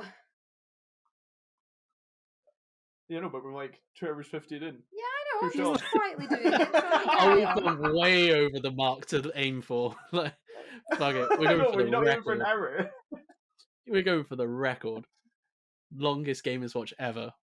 Fuck me. Do you remember when we used to Because do Paul like kept 2.5 talking about hour episodes? Killing civilizations. Yeah. Oh. Yeah, fuck knows. Past the Rennie love, it's fart noises happening again. What is it? That game is That's quality. Yeah, that was good. Harry's was "Bloody hell, that dog, doesn't he look like Neil Buchanan?" Bloody hell, that dog, doesn't he look like Neil Buchanan? I don't know who Neil Buchanan is. So Neil Buchanan, is that not your man from Art Attack? oh, is that? Oh, okay. Makes sense now. The answer. Say it again. Bloody hell, that dog, doesn't he look like Neil Buchanan? It makes so much more sense, the answer now that I know who he is.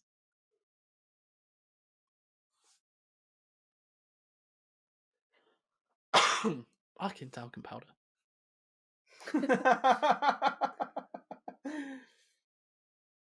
Am I going to have to play the countdown theme again? Tell me what it is one more time. Bloody hell, that dog. Doesn't he look like Neil Buchanan? The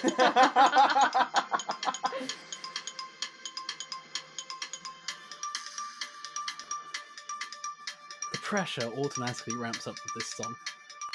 Really does. Hmm.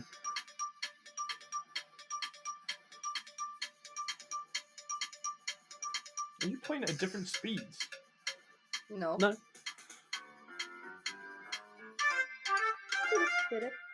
Oh god, my screen went off. It's going to play rock music. Okay, I got it. I don't know. That game was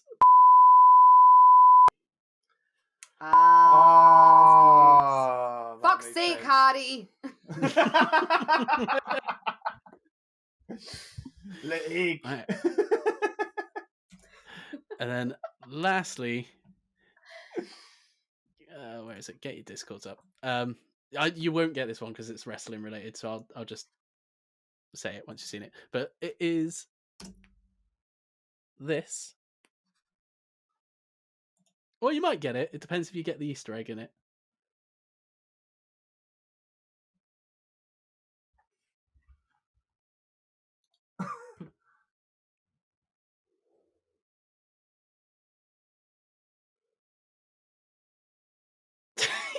So close to the screen. Me. Yeah. I was looking at my monitor. I turned around just to see. Return to sender and Alex Casey.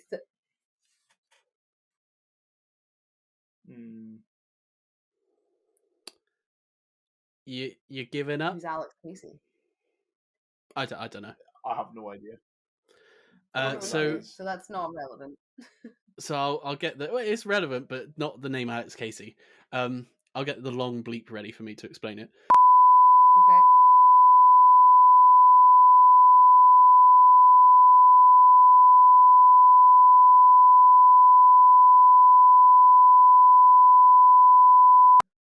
Nice. And that would have taken us ages to figure that one out. Yeah, I thought I forgot it was wrestling related, so I was like, I might not be able to get it. That's it. That is 2 1/3 hours worth of Gamers Watch. Done. We condensed dusted. into an hour of us just talking about Nonce Watch. I can yeah. I can wipe my face finally in a few minutes. Close that.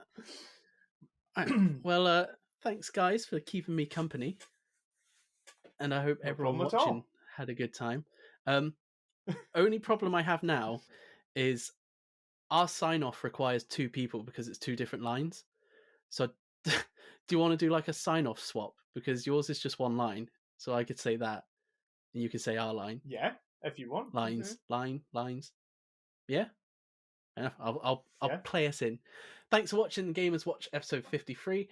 If you enjoyed it, and even if you didn't, be sure to follow us on Twitter, subscribe, all the stuff. We'll go to the start of the episode. I said it all back then. Also, subscribe to This'll Do Gaming. And do you want to say your Twitter handles? Yeah, so on Twitter we are at This'll Do Gaming, at Paul Tire Gaming, and at Zookins. Not to be mistaken for Zoinks. That's a different person. I'm forever angry that that's already taken. And I'm Shaun the Sheriff. So thanks for watching Shaun Watch. And until next week, it's... Who's going to do it? Who's doing the first line? Keep on watching. No. Keep on listening. Oh, yeah. And no. We're YouTube. We changed it to watching. Yeah, that's why it went into my head.